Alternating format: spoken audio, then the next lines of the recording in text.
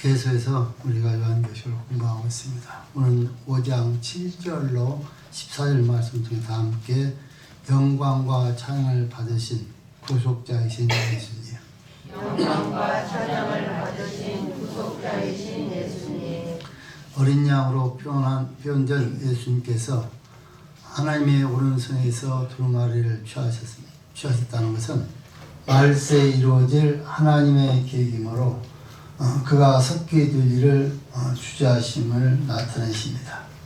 주께서 모든 역사를 주관하시지만 특히 종말의 역사를 친히 주관하신다는 사실을 강력하게 보여주시는 말씀입니다. 이는 하나님과 동등하신 분이라는 뜻과 성도와 교회의 소망이라는 사실을 가르치고 있는 귀한 말씀입니다. 어린 양 예수님의 승리는 십자가상에서 쏘신 피의 승리입니다. 그 피는 사단을 이기셨고 또 세상을 이기셨고 율법의 멍에를 이기셨고 죄악과 또 사망을 이기셨습니다.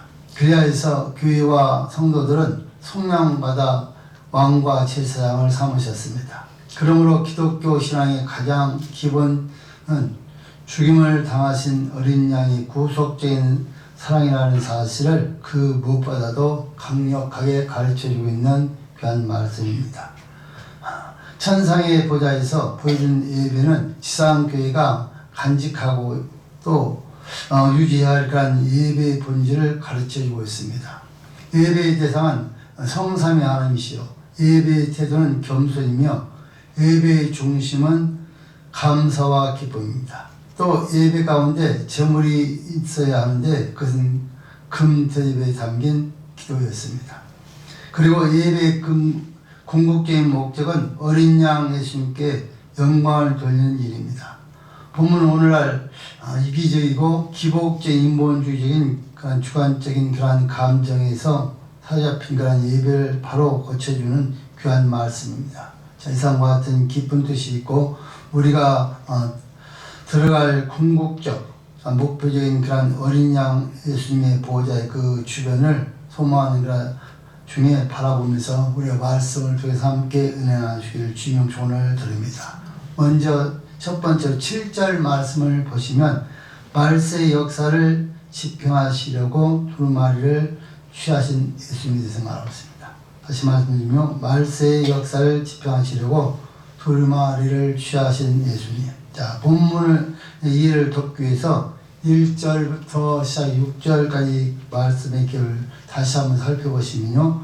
계시의 핵심은 예수님의 그 창조가 어린 양의 구속으로 말미암아 완성된다는 것입니다. 특히 이사야 55장 말씀을 배경으로 한 계시는 기독교가 구수의 종교이며 또 하나님의 섭리와 그리스도의 구속이 어린 양 예수 그리스도의 대속으로 완성된다는 것의 중심입니다.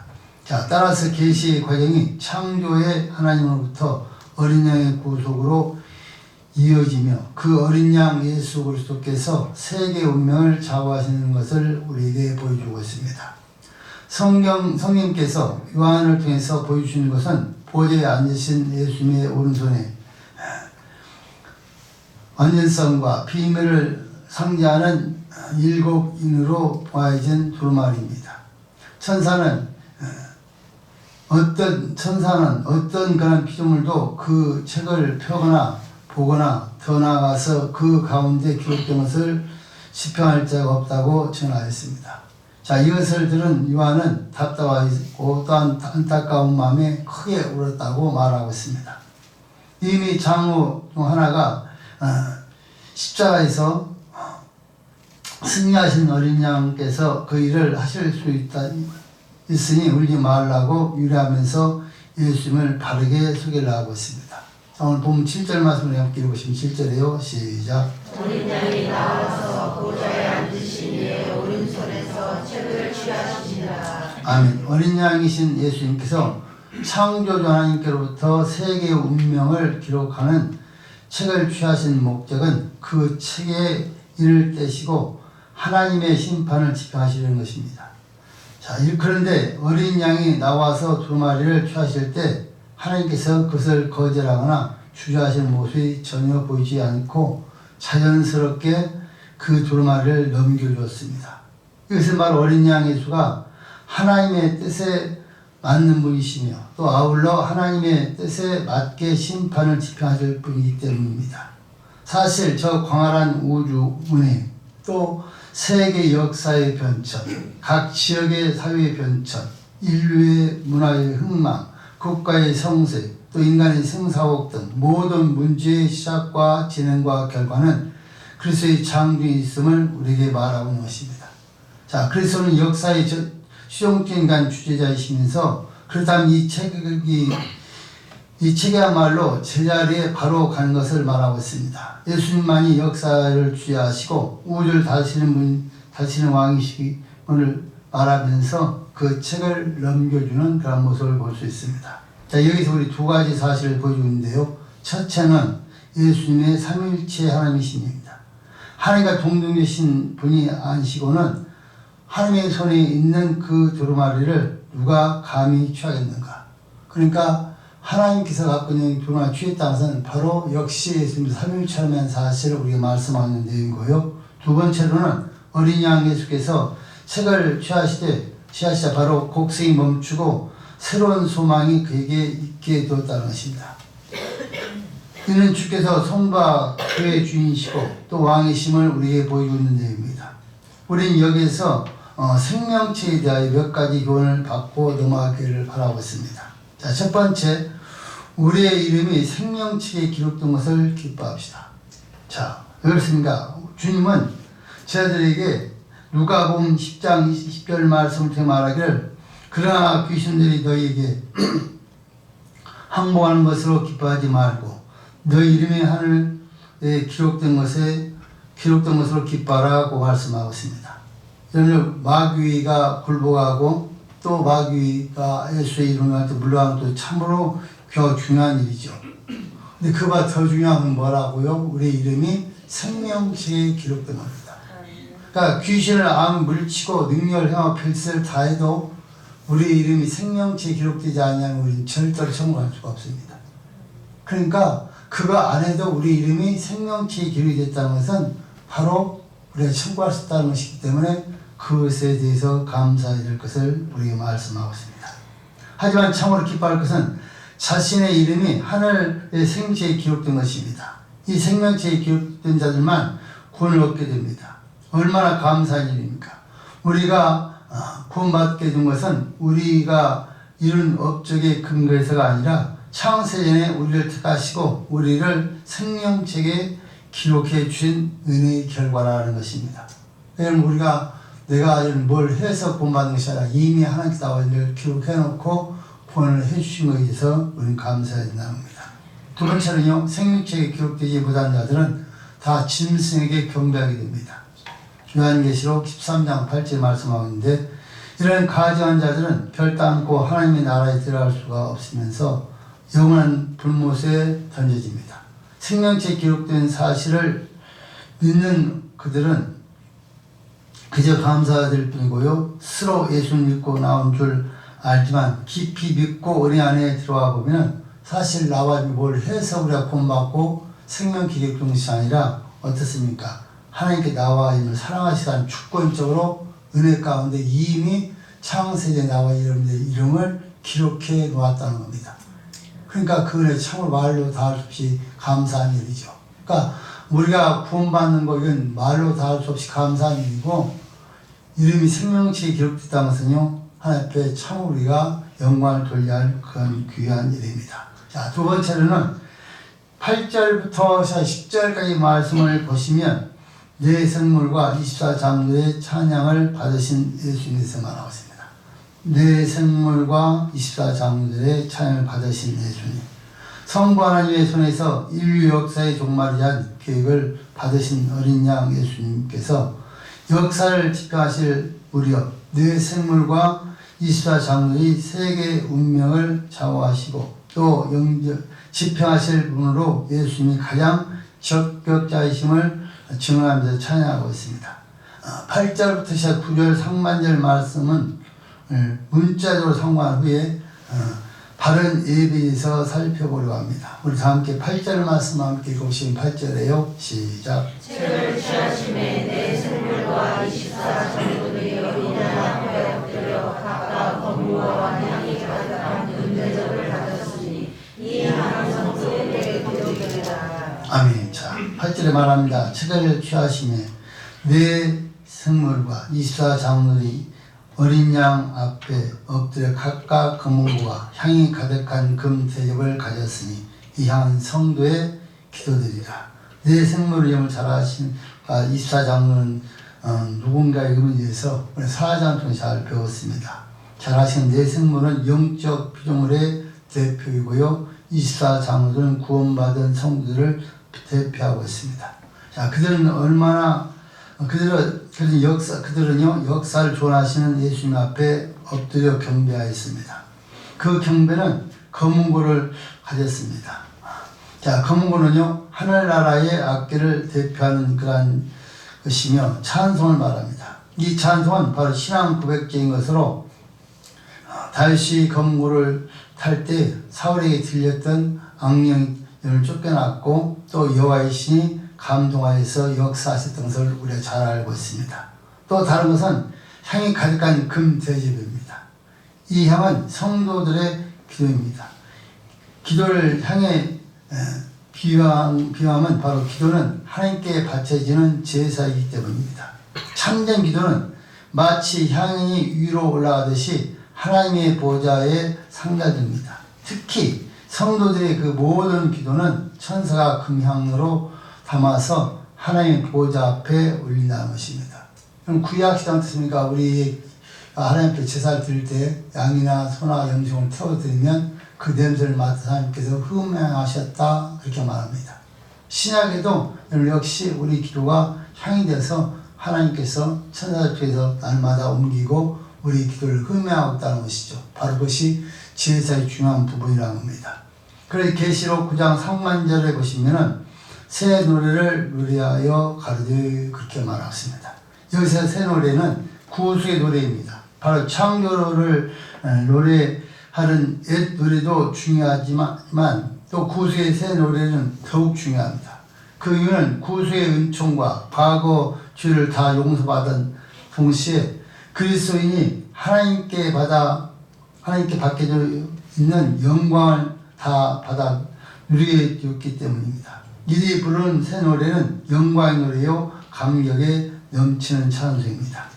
여기까지 말씀에서 천상의 예배는 어떤 예배인가를 보고 또 지상의 예배를 배우게 됩니다. 예배는 대강 세 가지 자세가 나와 있는데요. 첫째 뭐라 말합니까? 겸손을 드리는 예배입니다. 자, 엎드렸다는 것은 항복인 동시에 지관간 존경을 바치는 자의 태도입니다. 바로 그것은 바로 겸손의 표시를 말하고 있습니다. 그러니까 엎드렸다 하는 것은 바로 겸손하게 예배를 드리고 있다는 것을 표현하고 있는 것이고, 두 번째 감사의 찬양이 있는 예배입니다. 검은고는 하나님을 찬양하는 도구입니다. 찬양에서도 구속의 은총에 대한 감사가 중심으로 되어 있습니다. 그러니까 나와 구원받은 것에 감사함 찬양하는 거, 이거 예배의 중요한 부분이라는 것을 말하고 있습니다. 세 번째로는 기도가 있는 예배입니다. 찬송과 기도는 성도의 그 신앙을 표현하는 두 길입니다. 이 두 가지는 서로 연결된 동작입니다. 기도 없는 찬송은 자예찬이고 또 찬송이 없는 기도는 원망으로 이어질 수밖에 없습니다. 참된 예배에는 기도가 있다는 것입니다. 이는 바로 천상에서 보이신 모범적인 예배요, 또 땅에 있는 우리들도 본을 받아 드려야 될 예배의 태도입니다. 그래서 나와 여러분들도 하나님 앞에 예배 드릴 때 오늘 우리가 보신 것처럼 세 가지 겸손하게 또 감사하면서 찬양하며 또 하나님 앞에 기도하면서 하나님 앞에 예배 드릴 수 있기를 주님 조언을 드립니다. 그래서 9절 하반절에 보시면 책을 가지시고 그 인봉을 떼기에 합당하시도다. 일찍 죽음을 당하사 각 족속과 방언과 백성과 나라 가운데서 사람들 피로 사서 하나님께 드리시고 그렇게 말하십니다. 자, 어린 양은 책을 가지시고 그 인봉을 떼기에 합당하시다고 말하고 있습니다.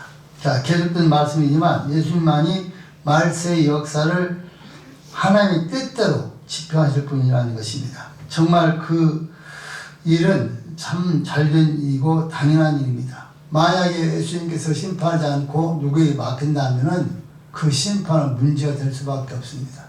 공의의 하나님이신 예수님께서 그 심판할 때 공의의 심판할 수 있고 정상된 심판할 수 있다는 것입니다.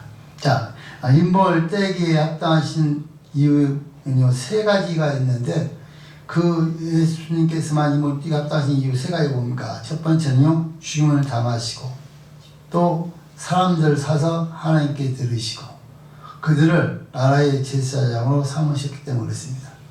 자, 하나님께서 우리 예수를 땅에 보내셔서 그 예수님 피로 말미암아서 우리를 위해서 죽으셨던 것, 그 다음에 사신 것들, 또 우리를 제사장 삼으신 것이 여러분들 임봉되게 합당한 자라고 말할 수가 있습니다. 자, 그 희생적인 죽음은 그가 성도들을 자신의 피로 사서 하나님께 드리는 수단입니다.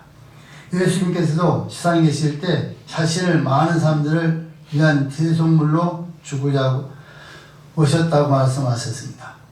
역시 사도 바울은 고린도전서 6장 20절에 말씀하기로 신자들은 주의 피값으로 사신 것이라고 말하고 있습니다.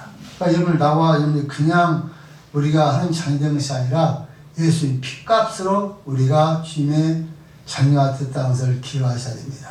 그러니까 사실은 여러분들 그 피값이 얼마나 비싸면 그 말로 계산할 수 없을 만큼 큰 대가를 치르고 나와 여러분들 하나님 자녀 된 것을 믿으시길 주님 조언을 드립니다. 그러기에 나와 있는 최선을 다해 사람을 섬겨야 한다는 것입니다. 자, 시내산에서요 있었던 우리 사건들을 보면은 여러분 많은 것들이 나와 있는데요. 특별히 계속해서 우리 찬양하는 모습을 보시면서 자, 우리 다 함께 본문 10절 말씀 함께 읽어보시고요. 10절 시작. 저희로 우리 하나님 앞에서 나라와 제사장을 삼으셨으니 저희가 땅에서 왕노를 하리로다. 아멘. 자, 저희로 우리 하나님 앞에서 나라와 제사장을 삼으셨으니 저희가 땅에서 왕노하리로다 하더라. 이렇게 말씀합니다. 시내산에서 이스라엘 사람들에게 주어진 약속은 출애굽기 19장 6절 말씀을 보시면 너희가 내게 대하여 제사장의 나라가 되며 거룩한 백성이 되리라고 말씀하고 있습니다. 그러니까 이 말씀들이 다 우리 예수님을 통해서 완전하게 이루어진 사건들을 우리가 지금 공부를 하고 있는 내용들입니다. 자, 그래서 보시면요, 이 약속은 바로 그리스도의 죽음을 통해서 교회의 그런 설배에서 성취되었는데 신자들이요 십자가의 공로로 죄에서 해방된 사람들로 즉각적으로 저걸 무인간 나라이고요. 또 더 나아가서는 개인적으로는 하나님께 대한 제사장으로 되었습니다. 그러므로 우리는 나라로서 그들을 통치할 것이요 또 제사장으로서 봉사하게 된다는 사실을 우리에게 말씀하고 있습니다. 성도가 하나님의 나라에 구성이 되는 것만으로도 감사하고 영광스러운 일인데 하나님께 가장 가까운 존재인 제사장을 삼아주셨다는 것이죠. 제사장이 하나님 뭡니까? 하나님 제사장입니다. 그러니까 나와 이를 제사장을 삼으셨기 때문에 우리가 누구나 다 나오고 지금은 다 제사를 드릴 수 있게 된 겁니다. 구약시대엔 제사장 위에는 절대 일반 성 나올 수가 없었죠. 그리고 또 그들이 성만이 들면 다 죽을 수밖에 없었습니다. 그런데 지금 만인 차이에 대해서 누구나 하나님 믿기만 하면 다 나와 직접 제사를 드리는데 어떻습니까? 하나님 앞에 예배하고 찬양하고 또 우리가 직접 기도하고 하면서 예배를 드릴 수 있는 길을 여는 사건이 바로 예수님이 죽고 십자가에서 달려 죽으실 때 십자가에 찢어진 사건을 통해서 이 모든 다 이루어졌다는 사실을 우리에게 지금 말씀하고 있는 것입니다. 그래서 나와 여러분 하나님께서 제사장 삼으시고 하나님께 직접 나와서 예배할 수 있도록 도와주신 하나님께 감사하면서 우리 삶을 잘 감당하기 주님의 조언을 드립니다. 자, 세 번째로는요, 11절부터 시작 14절까지 말씀을 보시면 천사들과 모든 피조물도 어린 양 예수의 모든 사역을 바라보면서 감사 찬양하게 됩니다. 자, 어린 양이신 예수님께서 하나님의 오른편에서 두루마리를 받으사 종말의 역사를 집행하신 자 네 생물과 24장물이 찬양하고 있었고 또 계속하여서 수많은 천사들이 찬양이 뒤따릅니다. 그리고 모든 피조물들도 찬양이 연속된 그런 모습을 볼 수가 있습니다.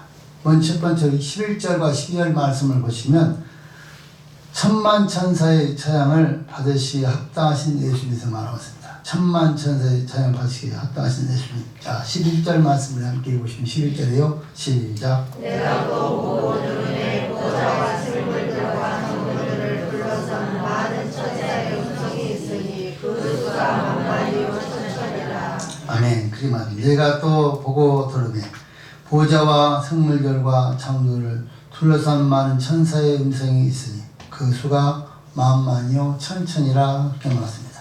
자, 사도 요한은 다시 보좌를 보니 지금까지 확인한 보좌 주변의 생물들과 장들 그 외에도 수많은 천사들의 찬송 소리를 듣게 되었습니다. 그런데 그 천사들이 얼마나 많은지 그 수가 만만이요 천천이라고 말했습니다. 만을 만번 곱하면 얼마입니까? 만을 만번하면 억입니다. 그런가 하면 천을 여러분들 천을 한 번 하면 100만입니다. 그러니까 그 다음에 100만. 그러니까 지금 만만이 천천히 이 수는 숫자로 세할 수 없는 어마어마한 천군 천사가 지금 하나님 찬양하고 있다. 이스사장들 뿐만이 아니라 천군 천사가 다운시켜서 찬양하고 있다. 그러니까 사실 우리가 하나님께 찬양 드리는 정말 중요한 일이다. 언제인지 우리도 이제 하나님께 우리를 부르신다 보다 함께 그 자리에 가서 함께 찬양하고 영광을 돌리게 될 것입니다. 그러니까 모든 천군 천사와 이스사 장로 내생물 모든 것들이 바로 성삼위 하나님 주에서 찬양하는 일을 하고 있다는 것을 우리에게 말씀하고 있습니다. 그러니까 당연히 나와 여러분들도 찬양하는 일은 정말로 중요한 일이다. 그래서 하나님 앞에 여러분들 찬양할 때 하나님께 받으신 찬양 드릴 수 있기를 주님 조언을 드립니다. 자, 그럼 12절 말씀을 함께 읽고 12절에요. 시작. 죽임을 당하신 어린 양이 능력과 부와 지혜와 힘과 존귀와 영광과 찬송을 받으시기에 합당하다 하자. 아멘. 그 찬양하는데 큰 음성으로 가르쳐요. 근데 찬양들 들어보면 뭐라면 큰 음성. 그러니까 찬양할 때 우리처럼 종알종알하고 그냥 우물우물씩 큰 소리 찬양했다는 겁니다. 찬양하는데 죽임을 당하신 어린 양이 능력과 부와 지혜와 힘과 존귀와 영광과 찬송을 받으시기에 합당하다 하더라 이렇게 말했습니다. 자, 6절에서 살펴본 것과 같이 죽임을 당하신 어린 양으로 표시된 이 구약에서의 그러한 예언되고 또 출애굽 그 시절에 제물로 되었던 6월절 어린 양의 그 배경이 됩니다. 그가 이제 십자가에서 죽으심으로 인류의 구주가 되시고 심판자가 되셨습니다. 이것을 감사함으로 받아들이면서 그 어린 양 되신 주님을 다양한 그런 속성으로 찬양하고 있는 모습을 말씀하고 있습니다. 자, 천사들의 찬양의 내용이 7가지인 것은 만년수를 이루기 위해서입니다. 그러니까 요한계시록 거의 숫자가 다 7으로 다 되어 7이라는 숫자 되어 있습니까? 되어 있는데 7이라는 숫자는 완전 숫자 성경에 위해서 거의 그렇게 7로 지금 다 나와요. 그러니까 바꾸면 모든 완전하다, 완성을 이루었다 그런 뜻을 담고 있습니다. 자, 처음은 네 가지 능력을 4가지를 말하는데요. 그 말은 능력과 부와 지혜와 힘을 말하고 있습니다. 자, 이는 바로 그가 소유하고 있는 것으로 찬송 받으시기에 합당한 속성들입니다. 우리 예수님은 바로 이런 4가지 능력, 부, 지혜, 힘을 가진 분이기 때문에 이름을 당연히 찬양을 받으실 분이고, 그다음 마지막 3가지는요 존귀와 영광과 찬송입니다. 피조물들이 반드시 드려야 할 내용입니다. 그래서 우리가 하나님 앞에 존귀를 돌려야 되고요, 영광을 돌려야 되고, 찬송을 당연히 돌려야 될 것이 피조물인 우리들이 해야 될 일이라는 것입니다.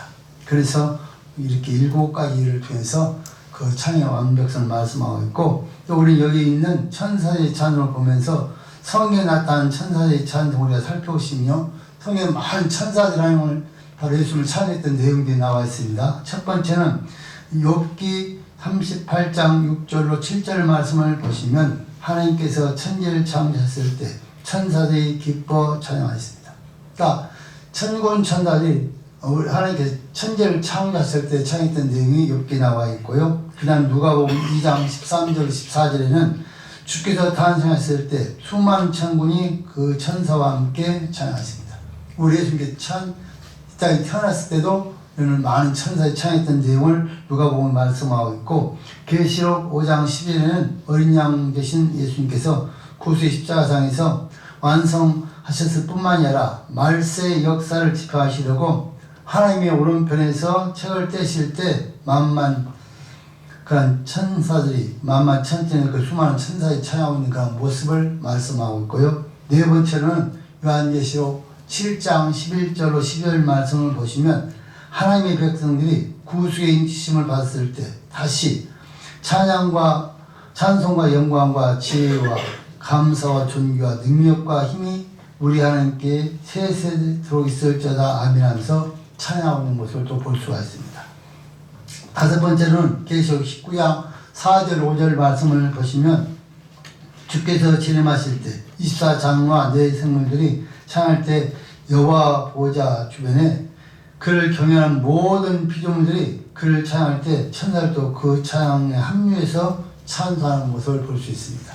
그러니까 예수님께서 태어날 때부터 시작해서 그 다음에 죽으셨다 부활하셨다 승천하셨다 다시 오실 때 모든 피조물과 천군 천사들이 찬양하는 모습이 성경에 기록이 되어 있습니다. 그러니까 당연히 우리들도 찬양이 됩니다. 그래서 성경은 우리가 말하기를 너희들이 창조한 목이 뭐라고요? 찬송하라고 창조했다는 거예요. 그러니까 우리 모두는 입 있으면 다 찬양이 마땅한 일이다. 근데 찬양할 때 여러분들 그냥 큰 소리로 우리의 모든 인격을 다 들여 찬양시 하나님께 받으시는 찬양을 기하시면서 우리가 그렇게 찬양할 수 있기를 주님의 조언을 드립니다. 자, 우리 본문 13절 말씀 있습니다. 본문 13절 시작. 그들이 하늘 위에와 땅 아래와 땅 하늘과 바다 위에와 또 그 가운데 모든 만물이 가로되 보좌에 앉으신 이와 어린 양에게 찬송과 존귀와 영광과 능력을 세세토록 돌릴지어다 하니. 자, 두 번째는요. 만물, 그러니까 모든 피조물들이 찬양을 받으시게 합당하신 예수님에 대해서 13절을 말합니다. 내가 또 들으니 하늘 위와 땅 위와 땅 아래와 바다 위와 또 그 가운데 모든 만물이 가로되 보좌에 앉으신 이와 어린 양에게 찬송과 존귀와 영광과 능력을 세세토록 돌릴지어다 하니. 그러니까 우주 공간에 있는 모든 것들은 다 찬양해야 된다. 사람만 찬양한 것이 아닙니다. 땅 위 아래 물 속에 있는 모든 것까지 다 찬양한 것이 바로 하나님께서 원하시는 것이다. 그래서 우리 삶이 찬양한 삶이 되셔야 한다는 겁니다. 자, 천사리 그 찬송에 이어서 찬송에 또 요한도 또 듣게 되는 그런 모습을 말하고 있습니다. 그래서 보시면요. 첫 번째 모든 피조물들이 인간을 구원하시는 하나님의 계획과 또 어린 양의 능력이 너무도 커서 임봉준 그러니까 책을 받으시고 그 종결짓는 일을 집행하실 때 하신 일들이 찬송이었다는 것을 우리에게 말씀하고 있습니다. 자, 두 번째는요. 이 구원이 성취된 날 자기들도 하나님의 자녀들의 영광과 자유와 참여하게 됨을 생각할 때 감사 찬양 드릴 수밖에 없다는 것입니다. 로마서 말씀을 보시면 피조물이 허무한 이제 굴복하고 있으므로 다 함께 탄식하며 하나님의 아들들이 본인의 진리로 돌아가기를 기다린다고 말하고 있습니다. 만물의 그 창조된 목적, 하나님의 참된 자녀가들이 누리게 다스려야 할 것은 뭡니까? 바로 하나님 앞에 예배하며 또 하나님 앞에 찬양하는 일입니다. 그 모든 것들이 우리를 굴복시킨다 할지라도 굴복에 넘어가지 않고 그 악한 것과 싸워서 승리해서 하나님을 찬양하는 것이 당연한 일이라는 것을 기억하시면서 나와 여러분들이 날마다 악한 것과 싸워 승리하고 하나님 찬양 영광 돌리시기를 주님 조언을 드립니다. 세 번째는 14절 말씀 읽어보시면 14절이에요. 시작. 내 생물이 가로되 아멘하고 전문으로 엎드려 경배하더라. 아멘. 자, 모든 피조물들이 찬송이 있자 내 생물은 아멘하고요. 그 다음에 장원에 엎드려 경배하였다고 말하고 있습니다. 자, 천문천하 찬양할 때 이런 내 생물, 그 다음에 모든 영적 영의 그러한 대표적인 인물과 23 구원받은 대표적인 모든 그 장로들이 하나님 앞에 엎드려 경배해야 합니다. 그러니까 겸손하게 하나님 앞에 경배하는 모습을 지금 말씀하고 있습니다. 자, 그래서 여러분들 보시면요, 이 말씀 바로 4장과 5장의 결론적인 말씀입니다. 그러니까 4장, 5장 결론은 뭡니까? 하나님 앞에 겸손하게 엎드려 찬양하는 것이 당연한 사실을 말하고 있습니다. 자, 창조에 하나님께서 무에서 유를 염려하시고 창조하시고 어린 양 예수님께서 하나님께서 창조하신 인간들의 죄 때문에 망해진 것을 구속하시고 심판함으로 재창조에서 다시 나타났습니다. 재창조에서 이것은 바로 본 보호자의 주변에 모든 피조물이 성삼위 하나님의 그 선하신 그냥 사역을 찬양하고 있는 모습을 지금 우리 말하고 있습니다. 특히 5장에서는 어린 양 예수님께서 십자가상에서 구속을 성취하신 후에 이제 말세의 모든 역사를 집행하려고 하실 때 창조의 질서가 바로 회복될 것을 바라보면서 모든 만물이 주를 찬양하고 있습니다. 이는 너무나도 당연한 역사이고 장의 귀결입니다. 영계의 피조물을 대표하는 네 생물이 아멘을 화답하고 있고요. 또 이어서 구원받은 대표의 24장로들이 엎드려서 경배하는 모습을 보면서 나와 여러분들도 하나님 앞에 찬양하며 또 엎드려 경배하는 삶을 사실 주님 조언을 드립니다. 자, 결론입니다. 오늘 또 우리 주님께서는 말세에 될 일을 한치의 차도 없이 집행하고 계십니다. 특히 십자가상에서 이루어놓으신 구원의 역사를 따라서 우리의 죄를 위해서 구사할 뿐만이 아니라 우리를 나라의 제사장으로 삼으셨습니다. 이 놀라운 역사를 보여준 하늘 보호자 주변에 모든 피조물들이 그 놀라운 역사를 찬양하고 있습니다.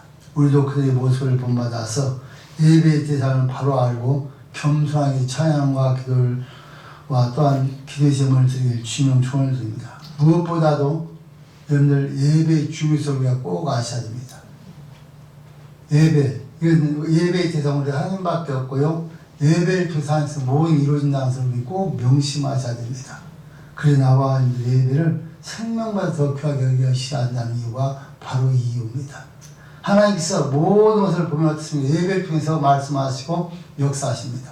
그러니까 나와 여러분들이 역시 마찬가지로 우리 예배를 통해 우리에게 필요한 것들을 말씀 통해서 우리에게 말씀하시고 또 이루시고 또 응답하시는 걸 기억하시면서 나님들이 꼭 모든 일에 예배 승리하는 우리가 되길 부탁을 드리고요. 우리의 예배 위치가 얼마나 중요한 것을 깨닫고 혹시라도 예배를 소홀히 하지 않고 날마다 예배 승리자가 되시기를 주님의 이름으로 축원을 드립니다. 살아계신 하나님 감사합니다.